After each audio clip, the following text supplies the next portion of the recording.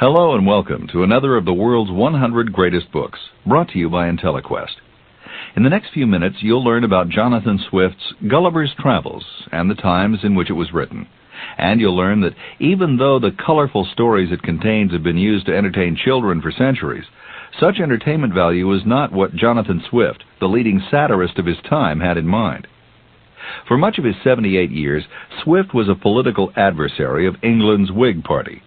Born to a poor family in Ireland in 1667, and a resident of Ireland for much of his life, Swift fought for the rights of the Irish, who at the time were treated by the English as an inferior, subservient colony. Swift's early years were unremarkable. Although brilliant, he did not adapt to academic pursuits readily. He was granted a Bachelor of Arts degree from Trinity College in Dublin, Ireland, as a special favor, even though he'd not satisfactorily met the standards for graduation. He became familiar with English and Irish political life while working for Sir William Temple, a famous nobleman of the time. Then, as many poor young men did at the time, he began a career with the Church of England. Then politics and religion were virtually one and the same. From the beginning, Swift displayed exceptional writing skills, and after some early writing successes, he was hired by the Whig Party to produce material sympathetic to their cause. In 1708, Swift was sent to England to negotiate a more favorable tax structure for the church. Soon it became clear to him that the Whigs did not share his views, nor those of his employer, the church.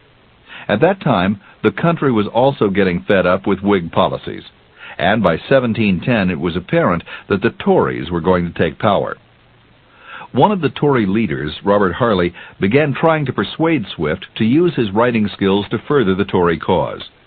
Harley was sympathetic to a favorable tax structure for the church, and when Swift saw that the Whigs were about to lose power, he joined with Harley as an advisor and producer of pro-Tory propaganda. The years from 1710 to 1715 were the happiest of Swift's life. He was a powerful, influential figure in the Tory government and became deeply committed to the principles of the Tory party, principles that he would support for the rest of his days. But when Queen Anne died and the Tories fell from power in 1715, it marked the end of Swift's life in England. He returned to Ireland, where he became one of the first great Irish patriots, working to save Ireland from economic exploitation and social deprivation that came from the Whig Party's less-than attitude toward Ireland. Swift wrote many influential works, calling attention to the miserable plight of the Irish under English rule. He helped defeat a coinage proposal that might have destroyed the Irish economy. And in 1729, at the age of 63, Swift wrote a proposal, which he made people think came from a respectable Whig merchant, that suggested that the Irish should fatten their children so they could be used as food on the tables of English noblemen. This helped rally the Irish opposition against English policies. Swift abhorred bloodshed and violence, which had been the theme of the previous century. But while others thought man could find peace and prosperity through his natural goodness and reason, Swift did not. He viewed man as weak and selfish, a creature without the ability to make himself a good life. He felt that for a person to keep his weaknesses from destroying him, he needed the help of religion in the form of an established church. In fact, he opposed the Whigs mainly because they opposed the established church, and he considered the Whigs' belief in man's ability to improve himself through reason alone to be dangerous. Although Swift was a prolific writer, he did not write to earn a living. In fact, because of the explosively political nature of his satirical writings, most of them had to be published anonymously. His technique was to create fictional speakers and get his point across through them. Swift attacked religious dogmatism and fanaticism in A Tale of the Tub. In The Battle of the Books, he attacked what he calls vain learning. And in the Argument Against Banning Christianity, he uses his satirical wit to explain how a true Christian should behave, and why most men weren't coming close to living Christian lives. These are just a few of his many and varied works.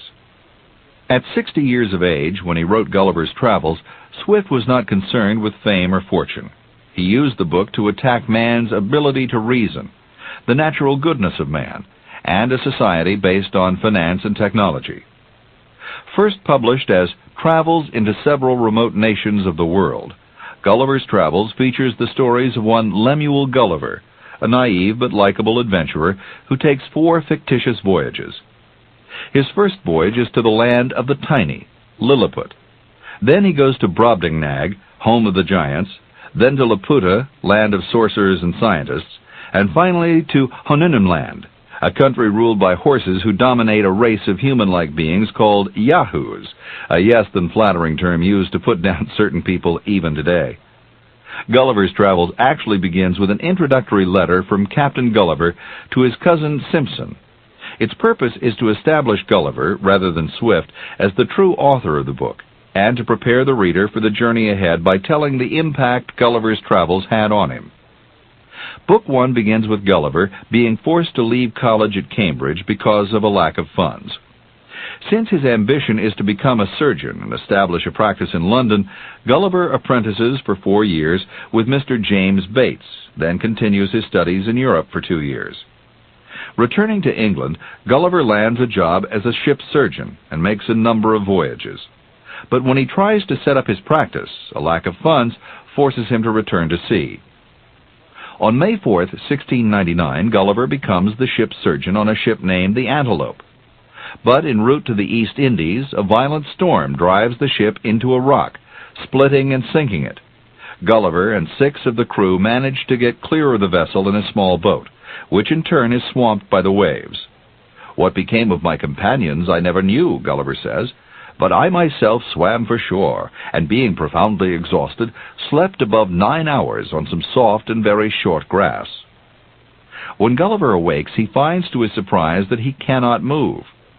Swift writes, "I found my arms and legs were strongly fastened on each side to the ground, and my hair, which was long and thick, tied down in the same manner. I likewise felt several slender ligatures across my body, from my armpits to my thighs. I could only look upwards. The sun began to grow hot, and the light offended my eyes." Suddenly Gulliver is aware of a strange noise, and moments later he feels something moving up his bare leg. Slowly, whatever it is walking across his chest and up to his chin. "Bending my eyes downward as much as I could," Gulliver says, "I perceived to see a human creature not 6 inches high, with a bow and arrow in his hand and a quiver in his back. 40 more of these tiny beings followed the first. Gulliver was so surprised that he yelled at the top of his voice, causing his visitors to run back in fright. Some of them," Gulliver says, "as I learned later, were hurt in falls they got by leaping from my sides upon the ground." However, most of the little men soon returned to study Gulliver. Gulliver, of course, struggled to get loose, but succeeded only in wrenching his left arm and loosening his hair a little. When he struggled, he immediately felt the sharp sting of 100 tiny arrows in his left arm and face. At that point, he decided the smartest thing he could do was to lie still. The next sound Gulliver hears is a pounding. The little people are building a tower, from which their leader can make a speech. Of course, Gulliver couldn't understand a word, but through sign language, he's able to make the leader understand that he will be submissive and that he needs food, knowing all the time that he could overpower their largest armies when he was free. The little people untie one of Gulliver's arms, and the Hergo, which Gulliver learns later is the term for the great lord, commands that ladders be applied to Gulliver's sides. Hundreds of the inhabitants mount these ladders, carrying baskets of meat. There were shoulders, legs, and loins, shaped like mutton, but smaller than the wings of a lark. Gulliver eats 2 to 3 baskets of meat and 3 loaves of bread at a time. "They supplied me as they could, showing 1,000 marks of wonder and astonishment at my bulk and appetite," Gulliver says.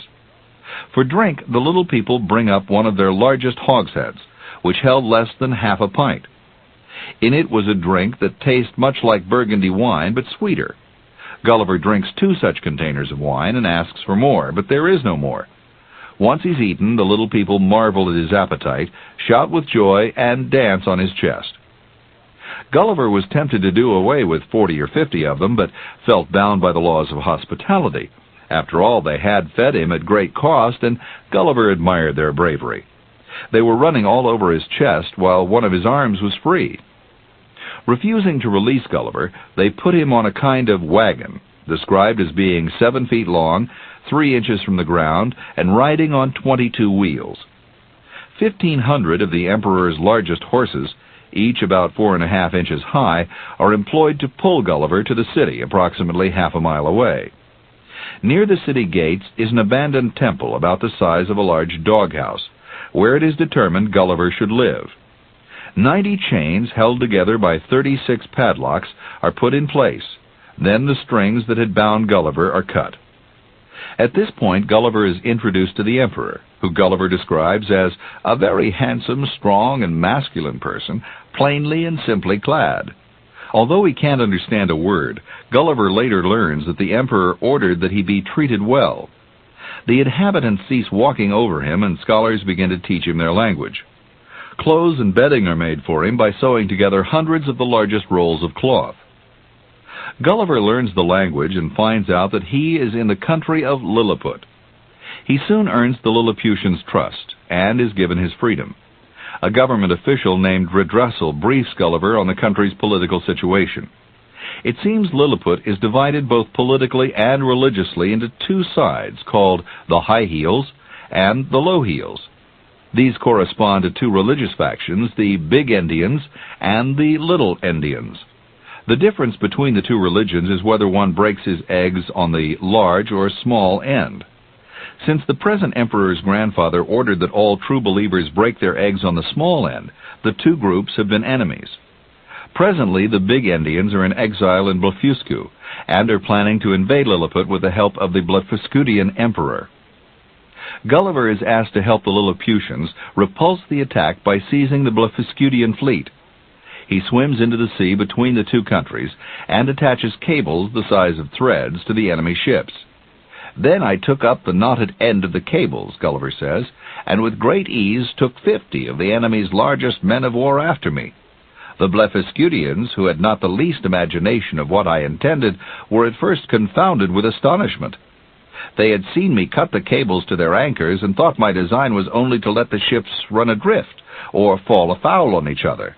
But when they perceived the whole fleet moving in order and saw me pulling at the end, they set up such a scream of grief and despair that it is almost impossible to describe or conceive.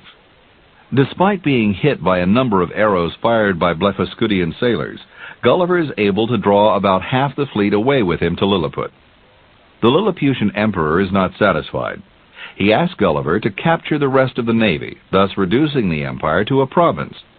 But Gulliver refuses, saying, "I would never be an instrument of bringing a free and brave people into slavery." After debate with the Lilliputian council, Gulliver's point of view is accepted. The emperor, however, doesn't forgive Gulliver, and soon Gulliver hears of a plot to put out his eyes and slowly starve him to death. Since a peace had been made with Blefuscu, and the Blefuscudians appreciate Gulliver's decision not to capture their entire fleet, Gulliver decides to escape to Blefuscu. After a few days, Lilliput's emperor sends a message requesting Gulliver's return as a traitor, bound hand and foot. But the Blefuscudian emperor refuses, giving Gulliver asylum. Soon thereafter, Gulliver discovers a boat that had washed onto the shore that was capable of taking him to sea. He completes repairs on the boat, stocks it with provisions, and goes to sea. He's eventually picked up by an English merchant ship, which carries him safely to England. After 10 restless months in England, Gulliver begins his second journey aboard the ship Adventure. During the voyage, the ship anchors off an unknown island in search of water. Gulliver goes ashore to do some exploring on his own. Suddenly, he sees his shipmates run for the boats and row for their lives toward the ship. Behind them comes a huge creature some 60 feet tall, who quits chasing them when his feet strike sharp rocks in the shallow water. Gulliver runs the opposite direction as fast as he can. After hiding for a time, he finds himself in a large country full of very high grass and begins to explore it. About an hour later, Gulliver comes across a family of giants who are harvesting barley. Seeing their enormous size, Gulliver feels despair. He remembers Lilliput, where his superior size made him a dominant force, and where stories of him would live forever, and he feels as a single Lilliputian would amongst us. As the giants begin to mow the hay, Gulliver fears being trampled or cut to death, so he yells as loudly as he can. One of the men hears him and picks him up. Gulliver expects to be squashed, much as he might squash a vile insect, but instead the giant is curious. He is intrigued by Gulliver's speech and gestures, even though he couldn't understand them, and puts Gulliver in a shirt pocket for safekeeping. Later, Gulliver is turned over to his finder's master, who puts Gulliver in the care of his 9-year-old daughter named Glumdalclitch. She was very good-natured and not above 40 feet high, being little for her age. Glumdalclitch renames Gulliver Grildig and treats him with great care and affection like a loving pet. She makes him a cradle and hangs it in the air to guard against mice, which were Gulliver's size. In fact, he'd already had to kill one mouse with his sword when it threatened his life. Gulliver also had a confrontation with a frog, who nearly capsized the boat that had been made for him, and with a monkey the size of an elephant, who mistakenly thinks Gulliver was one of its young and begins trying to force vile food down its throat. Soon Gulliver's master, the farmer, realizes that Gulliver can make him money as a sideshow. Gulliver has to make so many appearances that he's feeling as if he will die, when the Queen, who sees him perform, buys him. At Gulliver's request, the Queen allowed Glumdalclitch to remain with him. Gulliver, who has mastered the language, enjoys his stay with the royal family.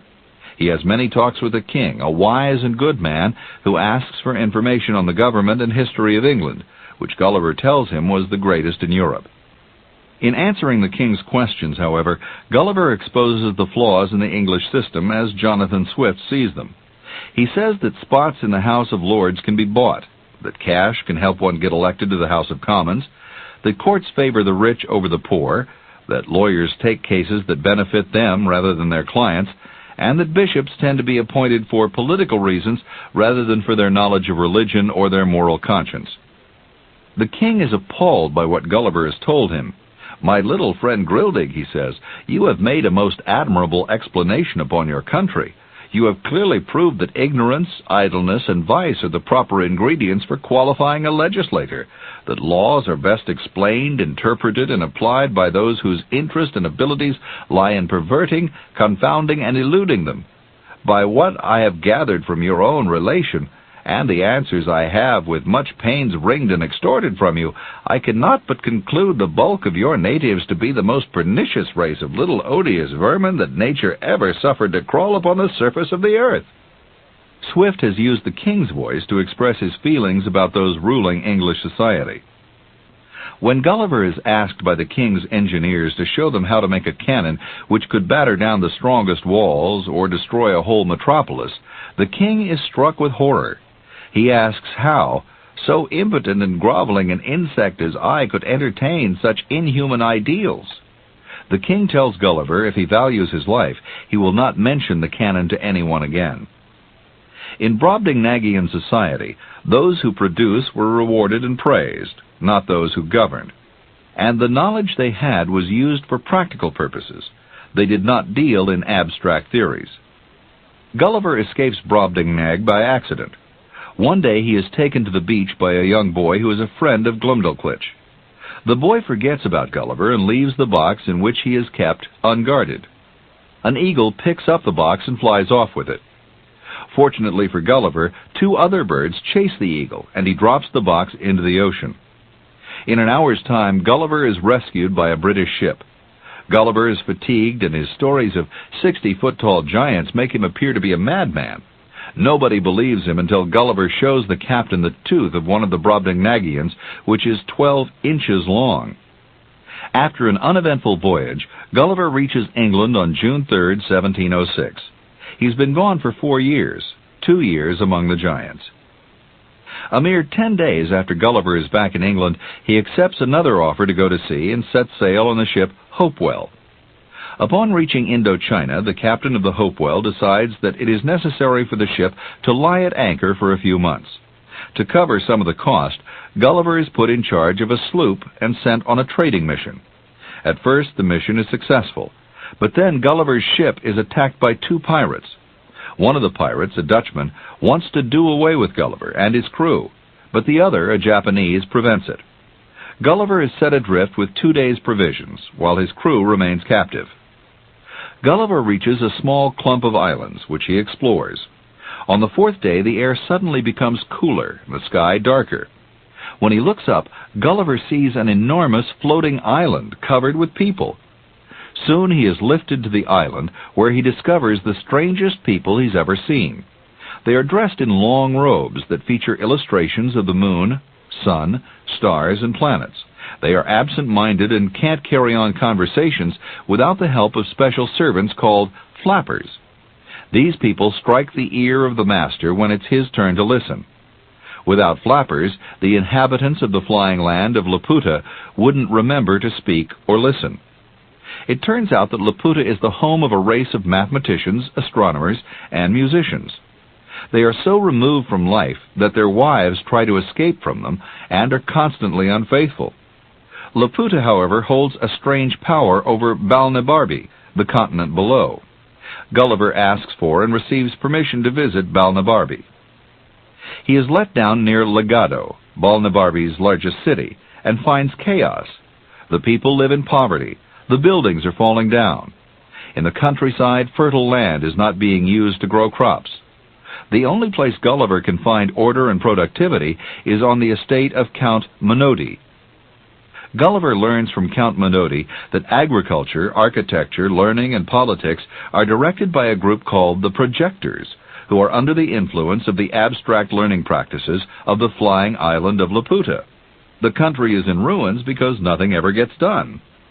When Gulliver visits the Academy of Projectors, he finds that they're devoting their lives to nonsense, such as attempting to extract sunbeams from cucumbers, trying to convert human waste back into the food from which it came, and developing a breed of naked sheep. He considers the Academy a madhouse.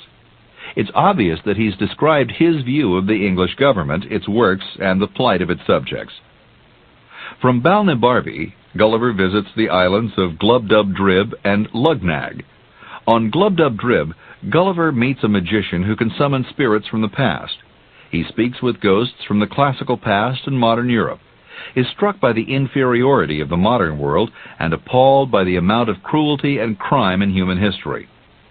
On Lugnag, Gulliver hears of a race of immortals called Struldbrugs. At first he thinks how lucky they must be, but when he meets them, he discovers that while they live forever, they continue to age. Explains Gulliver, they had not only the follies and infirmities of other old men, but many more which arose from the dreadful prospect of never dying. They were not only opinionative, peevish, covetous, morose, vain, talkative, but incapable of friendship and dead to all natural affection. Envy and impotent desires are their prevailing passions, and if a Struldbrug should happen to marry one of his own kind, the marriage was dissolved, of course, by the courtesy of the kingdom as soon as the younger of the two comes to be fourscore, for the law thinks it reasonable indulgence that those who are condemned without any fault of their own to a perpetual continuance in the world should not have their misery doubled by the load of a wife. Gulliver decides that eternal life is nothing without eternal youth. After a visit to Japan, Gulliver returns home after an absence of 5 years and 6 months. After spending a few months at home, Gulliver goes to sea again, this time as the captain of the ship Adventure. Sickness among the crew forces the ship to put in at Barbados in order to recruit more men. But those who are taken on are pirates and criminals, and soon afterward they mutiny. At first Gulliver is locked in his cabin. Then he is put ashore on what is believed to be an uninhabited island.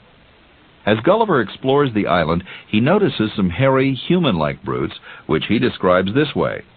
Their heads and breasts were covered with thick hair, some frizzled and others lank. They had beards like goats, and a long ridge of hair down their backs, and the foreparts of their legs and feet. But the rest of their bodies were bare, so that I might see their skins, which were a brown buff color. They had no tails nor any hair at all on their buttocks. I never beheld in any of my travels so disagreeable an animal, or one against which I naturally conceived so strong an antipathy. It wasn't long until one of the beasts blocked Gulliver's path. In an attempt to pass by, he strikes it with the blunt edge of his sword, causing it to let out a blood-chilling howl. Almost immediately, Gulliver is surrounded by a pack of these beasts. He backs up against a tree, brandishing his sword. Several of the cursed brood, Gulliver notes, getting hold of the branches behind, leaped up into the trees, from whence they began to discharge their excrements on my head.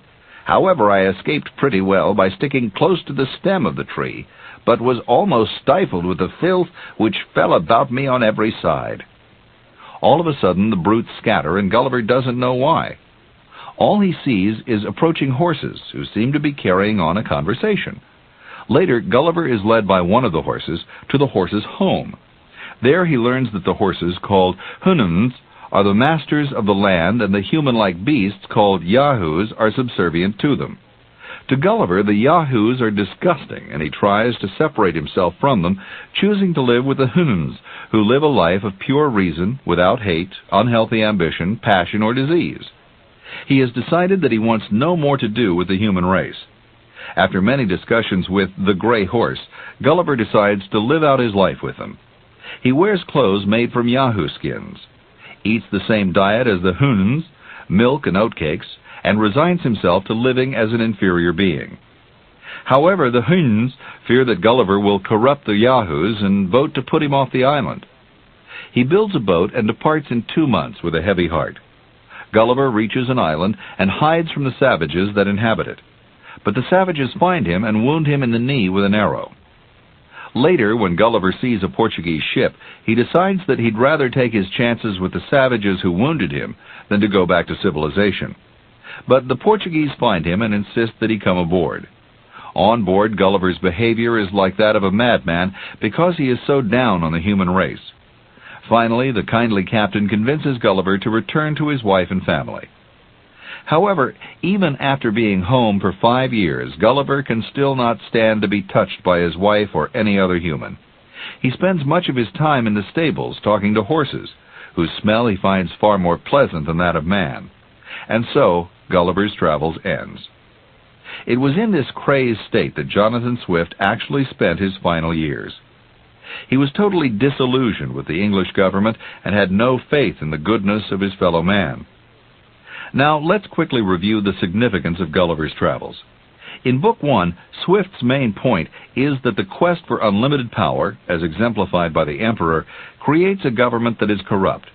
In Lilliput, advancement is not based on merit, it is based on pleasing the emperor, who is an absolute monarch. People who are willing to give up their dignity for political advancement are rewarded. In this story, Gulliver is not only bigger, but better. He is kind, patient, and humble, and he believes in justice. He is the symbol of what Swift thinks man should be. In Book 2, everything changes. Gulliver is put in a position of total subservience. He struggles not only to stay alive, but to maintain his dignity as a man. He works hard to convince the giants that he should be taken seriously. In doing so, he becomes pathetic, because nothing he does can impress them. When he tries to impress the king with English life and government, he becomes the spokesman for all he hates, a government that is corrupt and cruel. In trying to show he is as good as the giants, he shows he is prideful, corrupt, and cruel, just as were the Lilliputians. By showing us both sides of Gulliver in these 2 books, Swift questions whether humanity should be held in high esteem, and suggests that there is much more to man than meets the eye. Swift sees pride as man's downfall, because it is pride that causes him to do things that are against what Swift seems to believe is his better judgment. The third work is an attack against science as it was then. Swift believed that finding out what causes natural phenomena was not significant. He believed that knowledge gained through science had no connection to the moral quality of a person's life. On the floating planet, he shows that the scientists are totally cut off from real life. Their knowledge does not assure that they can carry on any of the normal functions of life. Swift considered science insignificant because he believed it depends totally on the human intellect. He pictured the projectors in Book 3 failing miserably because their projects make no common sense. By showing us Count Menottes' well-run estate, Swift attempts to show stark contrast between the abstract, visionary thinking of the scientists of the day and Menottes' approach of implementing what had been learned in the past. He repeatedly points out that man's intellect alone is not enough to solve the problems of the present. In the final journey, Swift attempts to identify the true nature of man. On one hand, he has the Yahoos, who are described as odious, filthy, greedy, tormented brutes without reason. And on the other hand, he has the Hunims, the remarkable creatures with the power of absolute reason. Gulliver is caught between. He fears that man can degenerate to the standards of the Yahoos, and yet can't live up to the Hun standards. When man makes bad use of his reasoning powers, he appears to become worse than the Yahoos. Throughout the book, Swift points out that man is neither inherently good or bad. But to be good, he must recognize his limitations and accept help from sources like religion that can give it. In summary, Swift wrote Gulliver's Travels because he felt that the moral standards he believed in were eroding. This is the end of the session.